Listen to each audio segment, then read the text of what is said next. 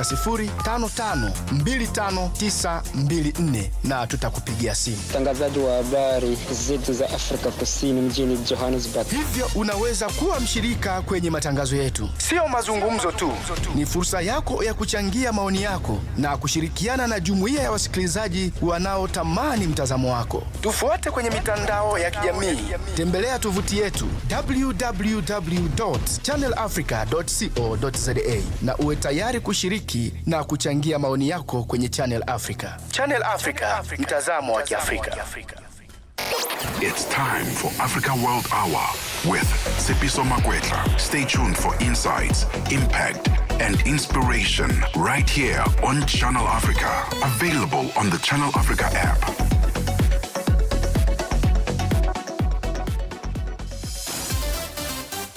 Tsepiso Makwetla winds it down on Africa World Hour, 9 to 10 p.m.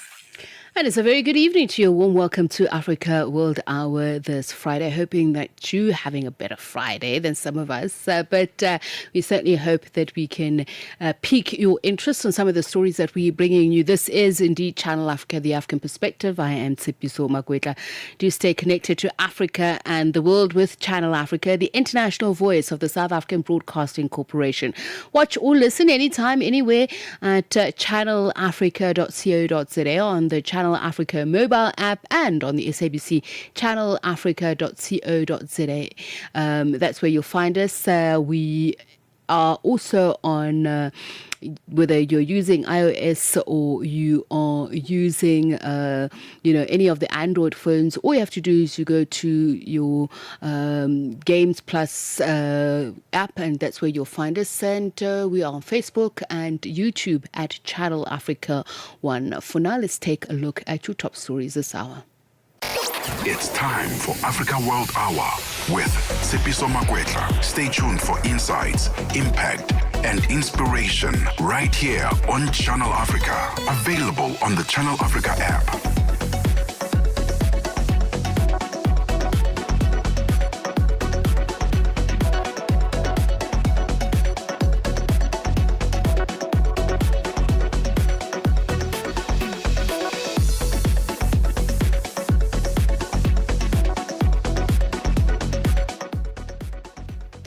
Top stories this hour. The suspended head of human resources in the South African city of Ekurhuleni, Linda Xashega, has continued to testify after the Matlanga Commission of Inquiry ordered her to do so. The commission rejected Xashega's counsel's request for a postponement after allegedly receiving documents late.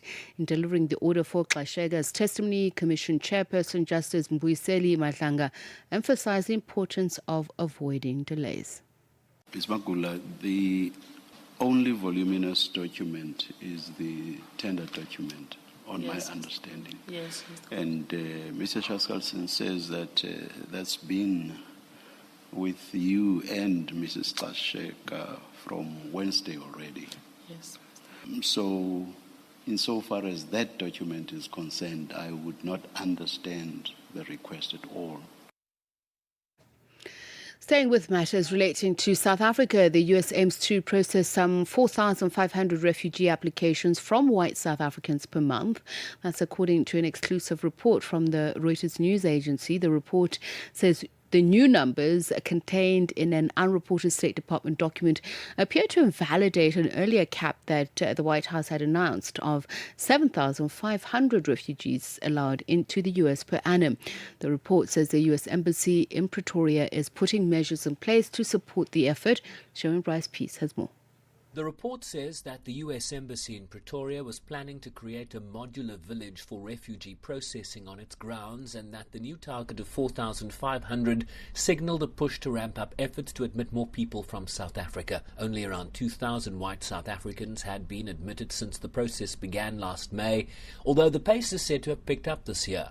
The report quotes from a State Department document that the inability to safely process about 4,500 applicants per month, an objective communicated by the White House, would result in failure to meet a presidential priority. South Africa has long maintained that any suggestion that Afrikaners face persecution in the country was unsubstantiated. Nigeria's acting High Commissioner to South Africa, Ambassador Alexander Temitope Ajayi, says Abuja is firmly backing efforts towards deeper African integration, democratic governance and reparations for historical injustices. The envoy reaffirmed the country's opposition to unconstitutional changes of government, citing its role within ECOWAS in promoting democratic norms across West Africa. Temitope Ajayi also voiced strong support for renewed calls for reparations for slavery and colonialism, an issue recently championed by Ghana's President John Mahama as his new term. We believe that the time has come for Africa to look inward. We have much more to do together. We need to now realize that our future lies in our hands. Nigeria is a leading member of ECOWAS in our sub-region, and we have been using every opportunity to advocate for the strengthening of democratic values, not only in Nigeria, across the sub-region. And that is why Nigeria is actually at the forefront of those that sign into ECOWAS protocol on the unconstitutional change of government in terms of, coming out against unconstitutional change of government.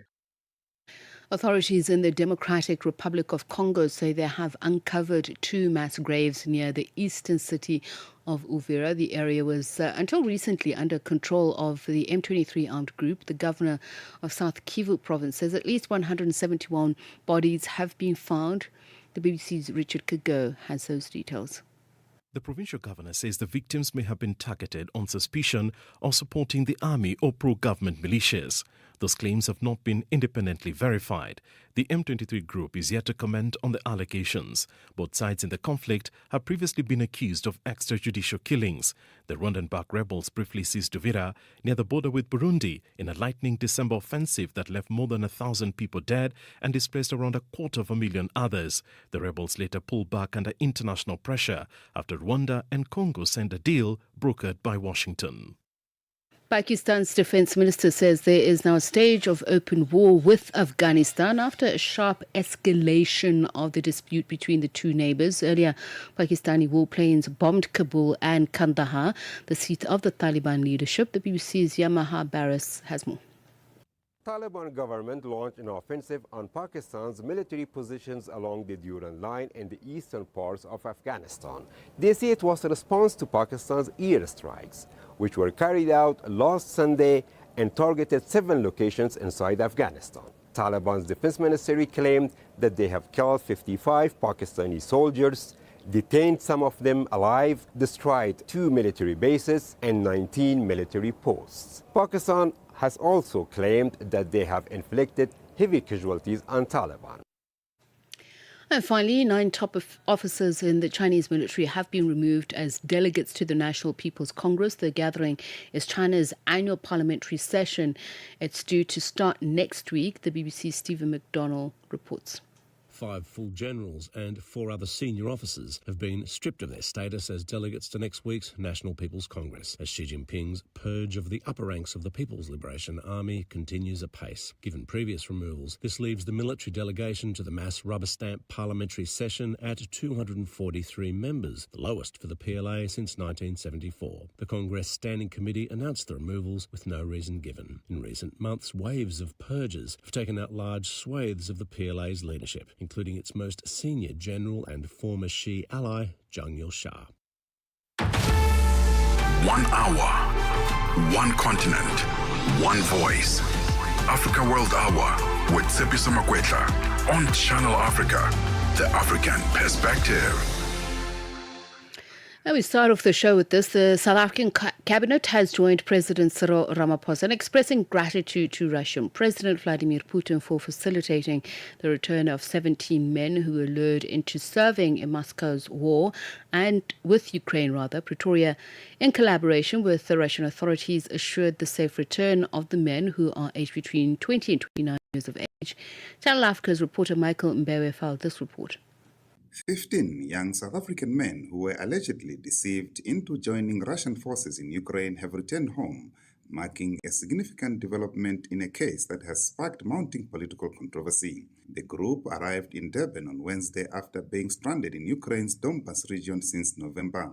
The return follows that of 4 others who made it back last week. Emotional scenes unfolded at Ushaka Airport as relatives welcomed the men home with several family members breaking down upon seeing them disembark. The incident continues to generate political fallout amid allegations that the recruitment was linked to structures associated with former President Jacob Zuma's MK party. Briefing the media in Pretoria on Thursday following Wednesday's cabinet meeting, Minister in the Presidency Khumbudzo Ntshavheni confirmed that all 17 men have returned home in South Africa. The South African government, working closely with the Russian government, has secured a safe return of the men between the ages of 20 to 39 years who were lured to join the Russian front lines. This followed receipt of distress calls for assistance to return home from 17 South African men. Cabinet joined President Ramaphosa in expressing gratitude to President Vladimir Putin, who responded positively to the call of President Ramaphosa to support the process of returning South African men who were lured into the battle lines between Russia and Ukraine. Ntshavheni also confirmed that the men have been formally released from the contracts they had entered into with the military contractors while investigations to establish their circumstances are underway. All 17 men have been released from their contracts. The contracts they signed with military contractors. 15 of the men are back in South Africa, whilst 2 remain in Russia, with 1 in hospital and the other 1 is being processed before finalizing his travel arrangements. Investigations are ongoing into the circumstances that led to the recruitment of these young men and the violation of South African laws. South Africa's Minister of International Relations, Ronald Lamola, outlined the diplomatic steps undertaken in coordination with Russian authorities that ultimately secured the men's safe return to South Africa. We have been working with the families since we received the call of distress and since the President instructed us to support measures to return them back home. And we engaged with the Russian embassy in Pretoria, with my counterpart also in Russia, Mr. Lavrov, up until the President made a call on this very distressful situation affecting the young people who were in the front lines of the war between Russia and Ukraine. And up until there was a resolution of cooperation between President Ramaphosa and President Putin to return them back to South Africa. Lamola added that government had also engaged the men's families in December last year to provide oversight, saying the engagements were fruitful with the matter in the hands of police. We met the families on a virtual platform on the eve of Christmas to understand the issues and the circumstances. And we said, when we are ready, we will give them feedback.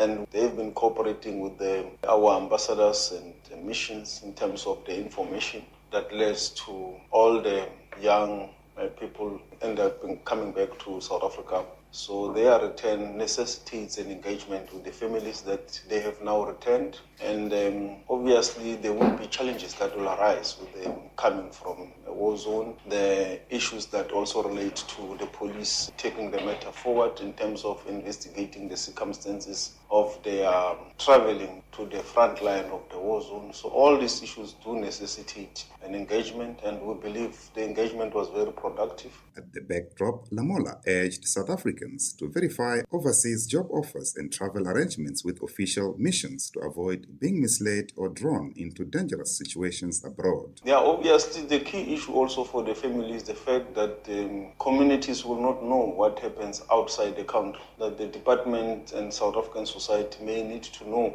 that when you go outside South Africa, particularly on job opportunities and other activities related to employment or even tourism, you always have to verify all this information with our missions, with the South African government, so that you do not find yourself being duped or lured into circumstances and conditions that are not of your making. He noted that the government frequently has to repatriate distressed citizens and urged South Africans to exercise extreme caution and verify the legality of overseas recruitment offers. As you are aware, the South African government, we always find ourselves having to repatriate South Africans in various distressed countries or provide support for their return throughout the year. So we want to really send a message to South Africans that they really need to act with extreme caution when dealing with the recruitment to outside the country, in verification, in ensuring that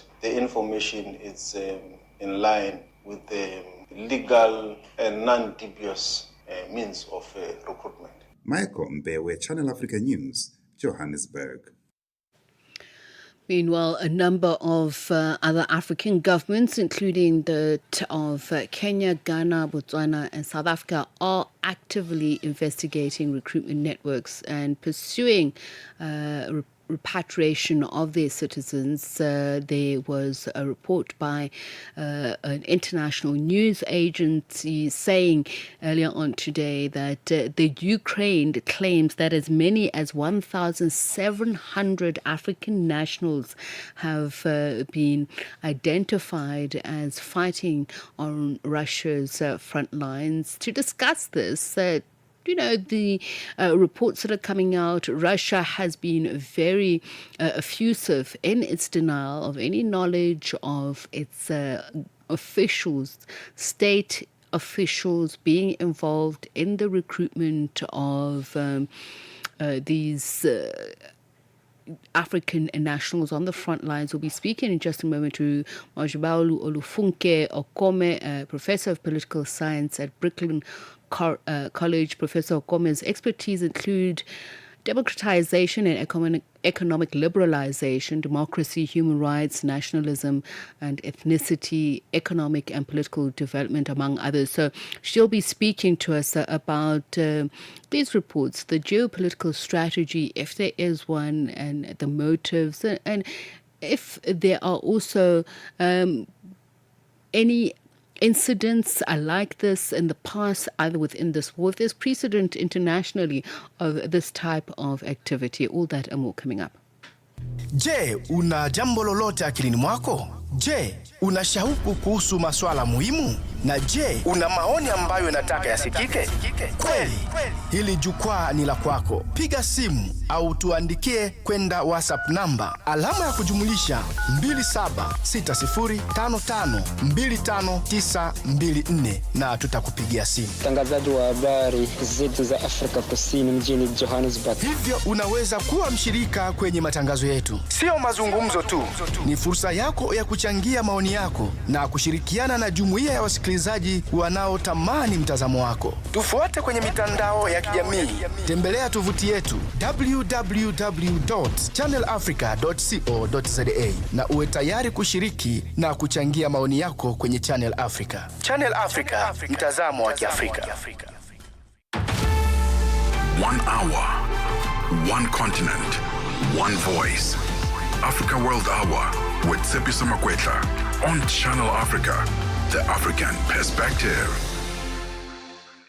Right, so we go back to that story about several African governments who are actively investigating recruitment of their citizens via networks and pursuing repatriation of their citizens following allegations that they've been lured to the front lines of Russia's war with Ukraine under false pretenses. And we speak now to Brooklyn College's Professor of Political Science, Professor Mojabalu Olufunke Okome. She is a professor of political science, but her expertise include, as we mentioned, democratization and economic liberalization, democracy, human rights, nationalism and ethnicity, economic and political development, among others. All of this, of course, traverses the issues we want to explore with her. Very good evening to you, Prof, and thank you so much for speaking to us. Good afternoon. I do understand that we are having challenges in speaking to you virtually via video, so we'll do the best we can. I hope the line holds up. But I just want to hear your thoughts, your assessment of these reports.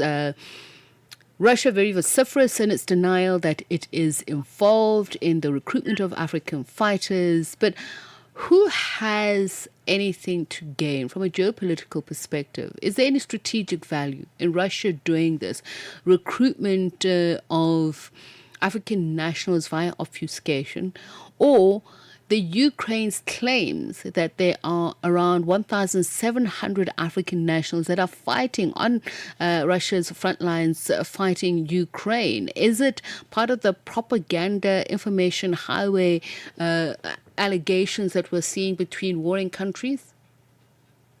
Well, there is sophisticated propaganda going on, but both sides are weaponizing this issue in very different ways.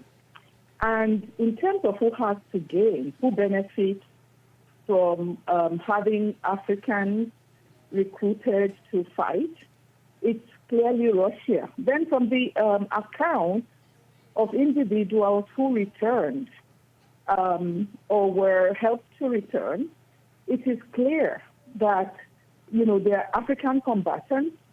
It's also clear that there have been deaths. And, African governments like South Africa, as well as Ghana, Nigeria, and others have had conversations with Russia about their citizens in these Russian military war against Ukraine. So in terms of the numbers, I would not be surprised even if there weren't more people, because nobody is keeping count of who is going and how they're going. It's also clear that there are recruitment efforts in the African countries.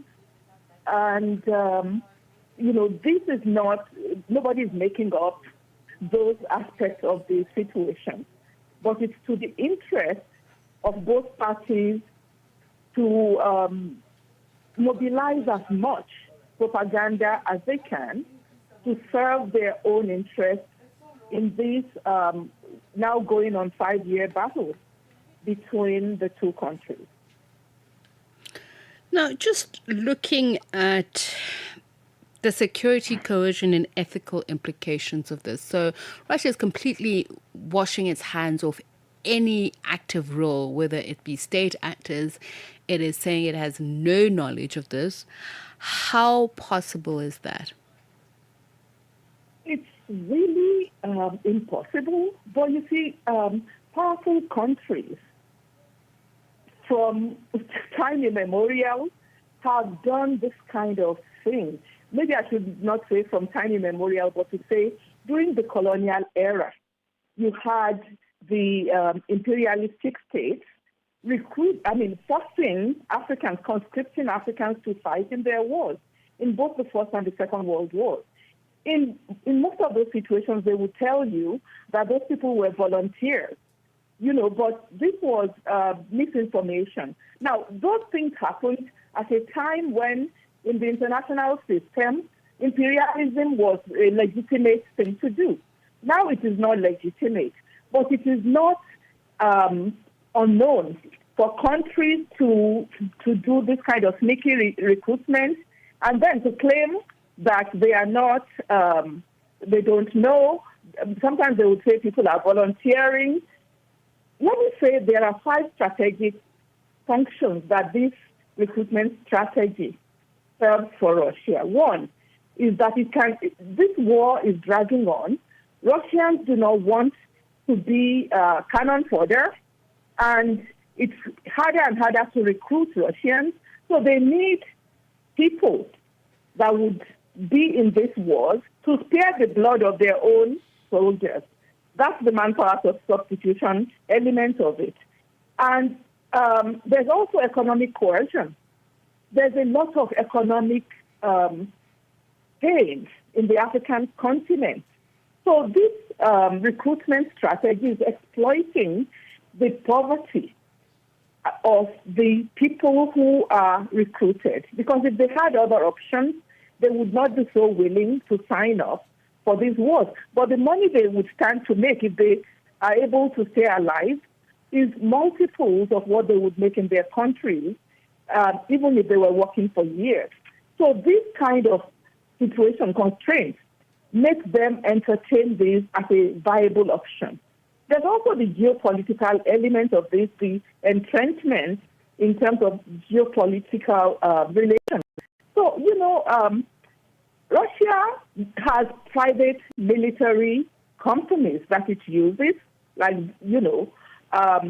Wagner, and it claims that it's not the owner of Wagner, and this is just a private military force on its own. But Russia has created both financial, and security dependencies that deepen its influence in African countries that are resource-rich. So the recruitment of Africans is part of a broader state-building strategy in these client countries. There's the deniability thing. So if recruiting people this way is illegal in the Russian system, they can't openly say, oh, we are the ones doing this. But, they let it happen. And then when they are called on it, they can deny because, they are not the direct recruiters of these people. They're doing this through agencies that have set themselves up and are even advertising. But these agencies, there are allegations that they're deceiving people, telling people that they're going to go do janitorial jobs or they're going to work in a restaurant or any number of other things. And then when they get there, they're forced to go into the army and they're put in the most dangerous situations. Then there's also a narrative warfare between the two parties, between Russia and Ukraine, where each one is trying to justify its position. And it is in Ukraine's interest to point out that Russia is doing this illegal recruitment. It's in Russia's interest to deny, So there is evidence of recruitment. There's real clear evidence that this is illegal, but Russia is not going to accept that it's the one doing it. And you mentioned that there is a precedent that powerful countries have been known to do it throughout the centuries in various world wars. I mean, South Africa observes the sinking of the SS Mendi every year and talks about the importance of this. But I want to look at it from the lens of Russia's relations with Africa, the broader diplomatic, economic, security engagements thereof, security contracts, resource deals, etc.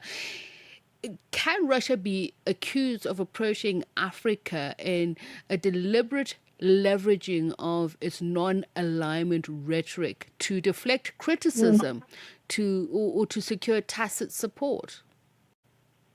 Well, so Russia and Africa have this relationship, historical, of being, Russia was available as an alternative to the Americans during the Cold War, and the African countries said they were non-aligned. But, we know that there are limits to that non-alignment and that Russia's position as anti-colonial endeared it to African countries. So that relationship has been there. And, if Africans are non-aligned, it means that they're neutral, they're not going to participate, and they're going to avoid taking sides in a conflict, in the Cold War. Now, when you see what Russia is doing, it's, I think, building or drawing on that relationship of Africa, feeling that Russia was an ally at a time when Africa was anti-colonial, was trying to decolonize. So, but Russia is also a little bit desperate because, as I said before, there is reluctance for among its citizens to volunteer for this army in a long-drawn war that has caused a lot of fatalities. So I think that it is not in Africa's interest, and I don't see any of the countries that have complained and been assertive on this. Kenya, Ghana, to some extent Nigeria, and South Africa, agreeing that, this is sort of part of a warm relationship and Russia should just go on with what's happening. African countries are complaining about this. But we have to also realize that Russia has ongoing relationships where there's mutual economic benefit with African countries. Russia and South Africa are members of BRICS, And in that regard, they stand against the U.S. and its allies in some kind of way. So, you have also many other African countries who want to join the BRICS. Mm.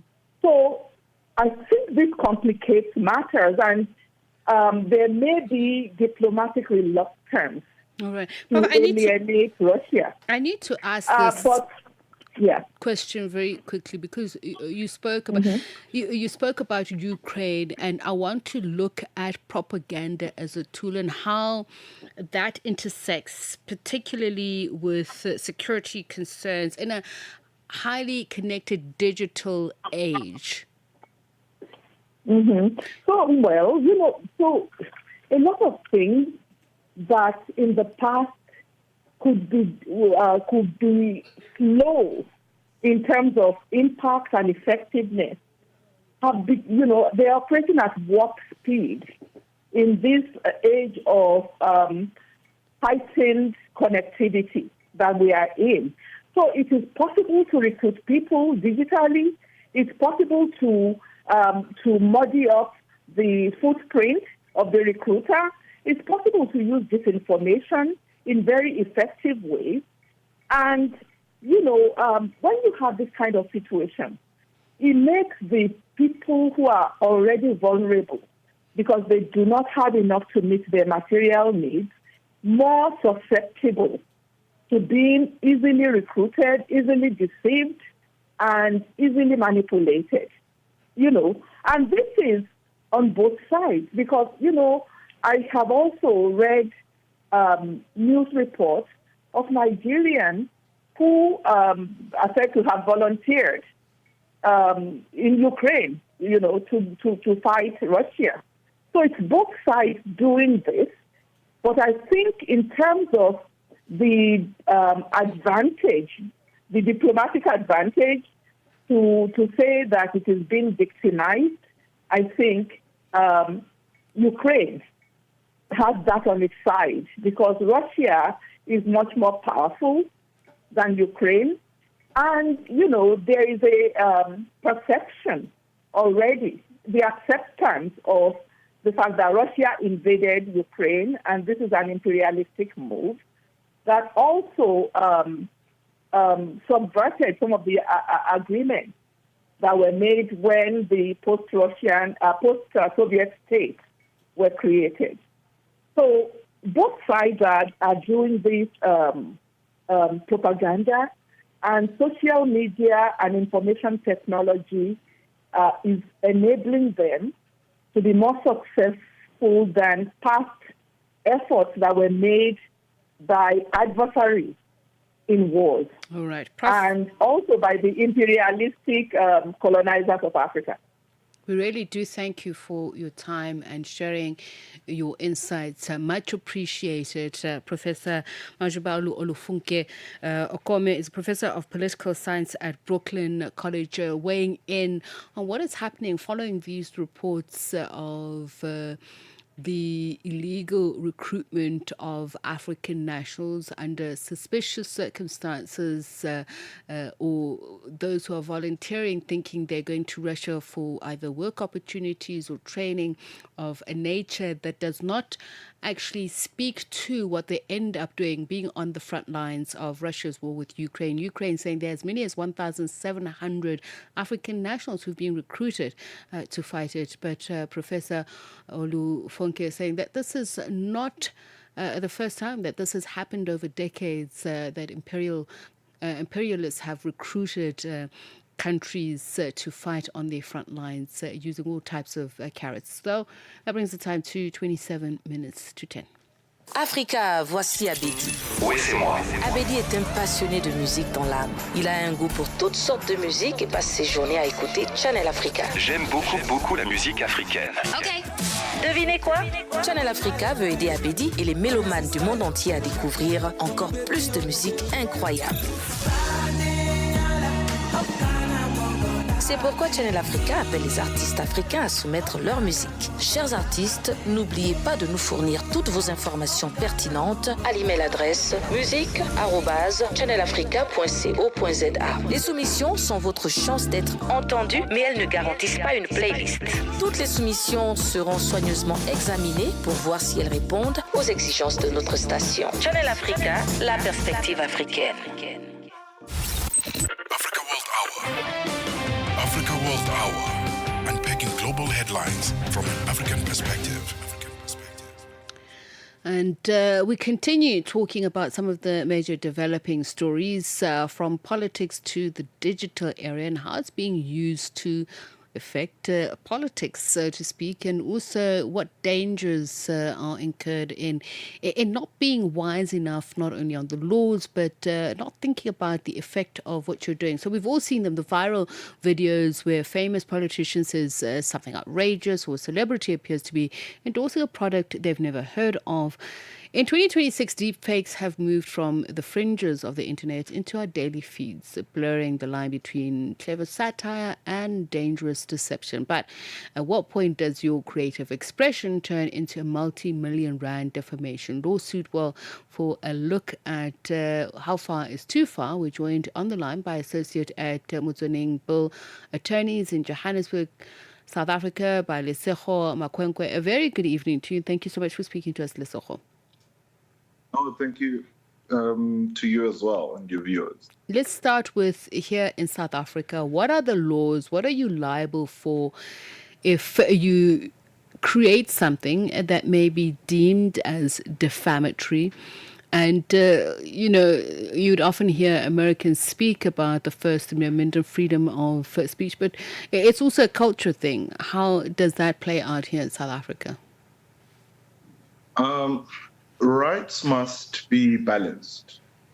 So people must have the right to their own voice and bodily integrity.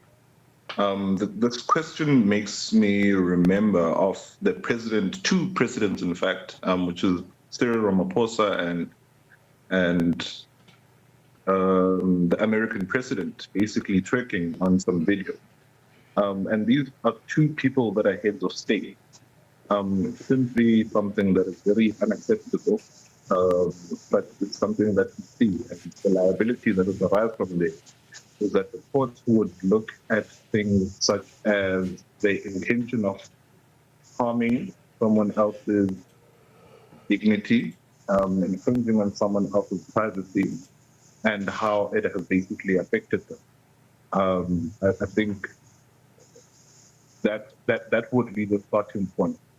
And if one of those elements are proven, someone would be found liable for reposting and engaging in such content. So, we basically are looking at this story because we have at the moment in Zambia where the president, Hichilema Hakainde Hichilema, has had a Zambian politician arrested over his digitally altered image. So at what point does that also become weaponized to deal with your adversaries when perhaps one is either using someone's image metaphorically to make a point, or, as I said, satirically? Yeah. I think when people are using someone else's images and their body to promote some things that are obviously not true without permission, that is where the question of liability comes from. So I can't speak for Zambia, but I believe that in South Africa, when if such things would happen, ordinarily, that person would not necessarily be arrested because we don't have laws that regulate this at the moment. But it is simply something that I would confidently argue in the court that it is something that can be used as vengeful, and it harms another person's image to allow such a situation where people can use other people's bodies and faces to promote a certain agenda that might not necessarily be there, and how it affects their own self-esteem and how they interact in society. And is it an excuse for one, for instance, to lean on creative expression or being ignorant of generative AI laws when using an image that's already been cloned, a voice that's already been cloned by someone else, and that person retweets it? And also just understanding if there's such a thing in terms of the chain of custody, where an image is created and where you're retweeting it or you reuse the same image. Yeah. Liability comes even if you retweet something. Because if you think about it carefully, you are in essence spreading a negative thing that affects a particular individual, right? And I did say that court would mostly consider things like context, to consider things like how it affected the other person.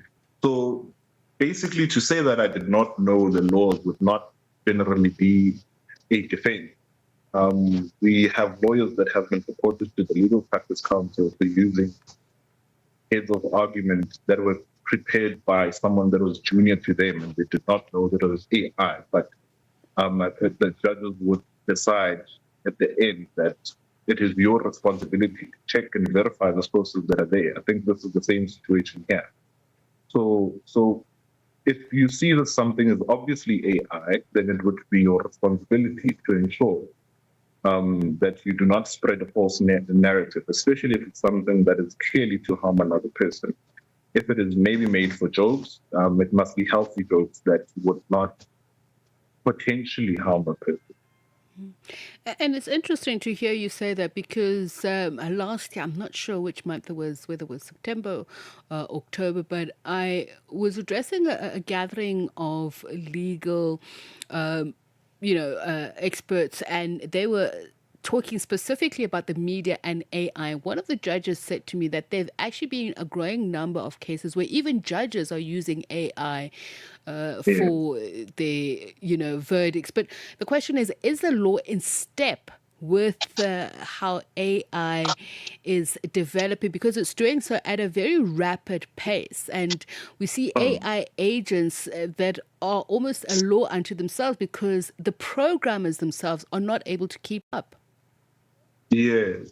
Yeah, that is very interesting, and it's very true. When you mention keeping up, I think in South African law, there's no law that specifically deals with this issue at the moment. It's quite unfortunate that there's that element. There's the POPIA Act, Public Prevention of Public Information Act, that deals with certain aspects of this. You can't use another person's information without you going and requesting or permission for you to use that. So it's only a small portion that the POPIA would deal with in terms of AI, but we don't have a law that generally speaks to this issue. So that's why it's something that we just naturally see on TikTok and Facebook. It's more prone to cause harm over time. Does the POPIA Act speak to the Cyber Crimes Act? No, as far as I recall, no. I think the Cyber Crimes Act speaks on its own, and it's also a developing area of the law on its own. So it's why I was saying, like, the court is still trying to figure out how to deal with this issue. So there's nothing basically in step that deals with this issue. But the Cyber Crimes Act is also a part of the law that assists the POPIA Act. So I guess I'm just wondering that if one were to be prosecuted, what are the chances of them being found guilty if the laws themselves either don't overlap or are not specific to that particular perceived crime? I think that's where we would go into the realm of crimen injuria, because the elements of that specific crime, it looks at three things. It looks at unlawfulness and intention to harm someone's dignity or rather privacy. And one would ask, how do you establish the lawfulness? It's if you can establish that the intention of creating the content, you see, so I've already mentioned two elements: the intention to create the harmful content. Now you're going to unlawful. Then someone can claim for damage. So it is a law that is in place. It's just that it does not speak directly to the issue at hand. All right, well, thank you so much for your time and educating us from Motsoneng Bill Attorneys in Johannesburg, South Africa. That's Tsepiso Makwetla, just speaking to us about, people who find themselves in very sticky situations because of their creative expression, so to speak. This follows a case in Zambia where a politician has been arrested for manipulating the image of President Hakainde Hichilema, but obviously in many cases across the globe as well. And we're just looking at where the law is and what your liability is as the creator. Brings the time to 25 minutes to 10. Ritmos e Cultura, com Jacob Tivani. Meus ouvintes do Ritmos e Cultura, hoje em linha com uma das grandezas da música moçambicana, porque não? Ele que é um dos kings da marrabenta, uma bermuda in the building. É um prazer enorme estar a fazer parte deste programa. Deixe-me só saudar. Boa tarde a todos os ouvintes que me ouvem neste preciso momento. Meu nome é Uma Bermuda, de Alau Fanelo Estarapo, Gás Água da Canhela é Mabiscato. Eu vou saudar de uma maneira diferente. Ah, tita buia, manango, tiduma tifika guiane. Ah, tita buia, manango, tiduma tifika guiane. Ani motive lo ababa yena otiva mina haikonama. Ani motive lo anona yena otiva wahimbo wadwa. Cá estou eu, irmão, para conversarmos, para falarmos um pouco de tudo. Estou aqui, estou aberto. Eu estou muito feliz porque é a primeira vez que eu falo nesta rádio, falo para os ouvintes, então estou muito feliz. Ritmos e Cultura com Jacob Tivani. Todos os domingos, das 20 às 21 horas. 1 hour, one continent, one voice. Africa World Hour with Tsepiso Makwetla on Channel Africa, the African perspective.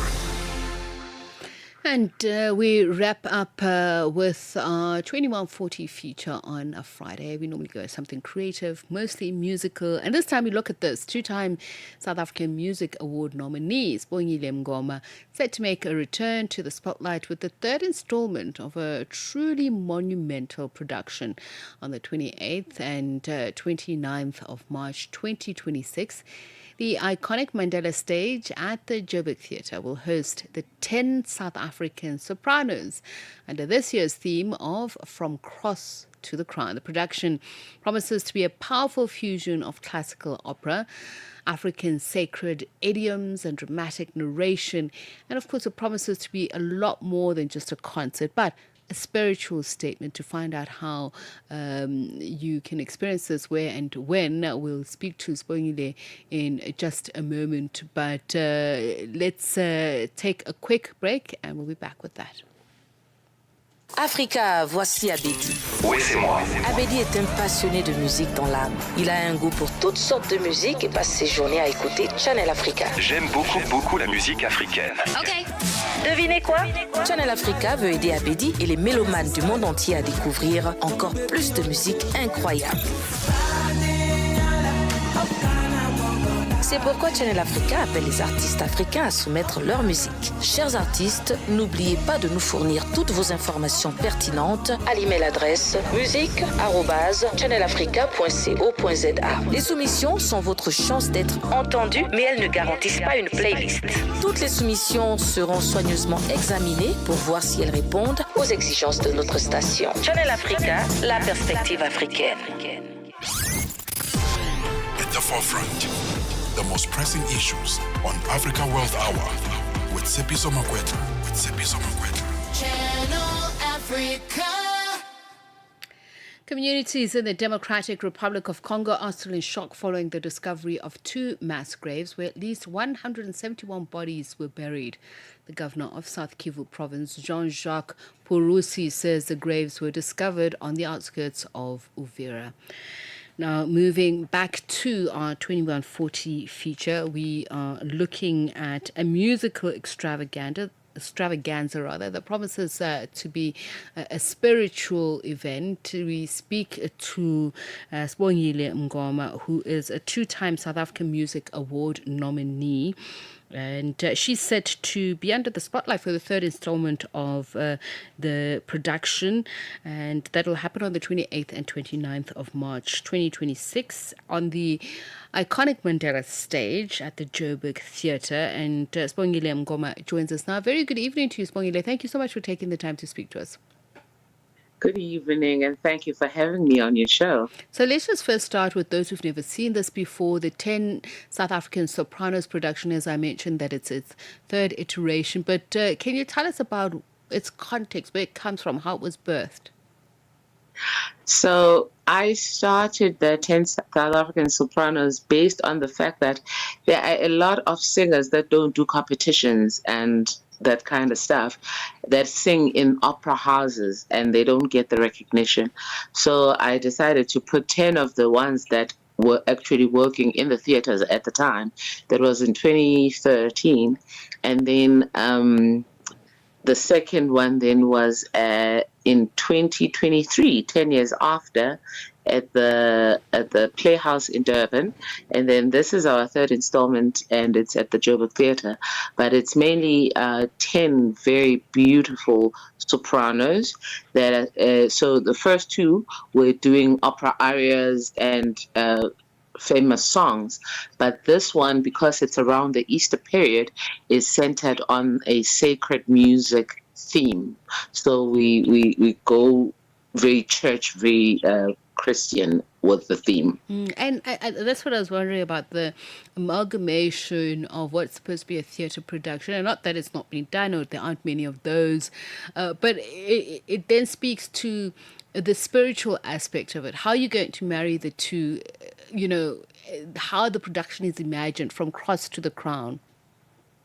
So what I've done is I've taken hymns and spirituals and very popular classical gospel music from South Africa and arranged them and put them together in 15 beautiful arrangements of medleys and standalone songs of music that people will recognize. You know, the hymns that we grew up singing, the choruses that people enjoy today. So you will see all of that. And then the story is told around the 7 last words, which is the death of Christ, which is the Easter hymn. So there's that story told by our narrator, Lele Tumambishala, who happens to be a blind artist. And the sopranos then come in as the wailing women, as per the Bible. You know, there's a verse in the Bible that says, "Find me wailing women that will cry out for a nation." And because of everything that has been going on in our country, I figured, you know what, why not actually bring sopranos to cry out for this country and pray over Easter while making beautiful theater. And you know, it's fascinating that often people believe that operatic musical sounds is only drawn from European culture, but when you look at choral music, the genre here in South Africa, it's very popular, and those are some of the people who actually make it to being some of the greatest opera musicians. So tell us a little bit more about that. You know, bringing back to South Africa what really belongs to us, because it's been stolen based on how people have classified our abilities. Talk to us a little bit more about the talent, the interpretation, how it's presented. Right. So you see the whole concept of wailing women. NgesiZulu kuthiwa isikhalo, isikhalo. People who can wail, like literally go, and nobody does that better than an opera singer. They can wail. And when you can put beautiful notes to a wail, it literally takes you back to even the old idioms of African expression in music. You look at people like Princess Makoko. Makoko used to wail a lot in her music. So that is like you literally bring back that, and you bring in the African drumming. There's like two songs that bring in the shembe rhythms with the instruments, the actual authentic shembe instruments played by a woman. So it's a fascinating show, and these women that we've brought in the young ones and the veterans. So it's like mothers and daughters coming together. So there's a representation of the youth and the older women, and they come together and they cry together. Now there's a very interesting aspect that I've introduced with this third installment, which is the gospel singers. So the gospel singers, there's 10 of them that mirror the opera singers, and they come in as the chorus of wailing women and the community interpreter of what is going on. And then they take on the role of angels. So it's like heaven touching earth. It's quite an involved production. And actually, just talking about the broader cultural, artistic angle of it, I want to focus on the heritage angle, because you touched on it. A lot of people, I don't know if they're aware, but to be a whaler was not something that you choose to do. You are sort of born into it, as in your thank you. It's a call, you're chosen, and it's not just anybody who gets to do it. So let's speak a little bit more about that and the sanctity of it. So you see, the audition process was very intense because people had to send a video of themselves singing firstly for us to determine if there was talent. And then the callbacks then went into send a video of yourself singing now more spiritual gospel music. Take us into that place with yourself and be honest about how you will do that.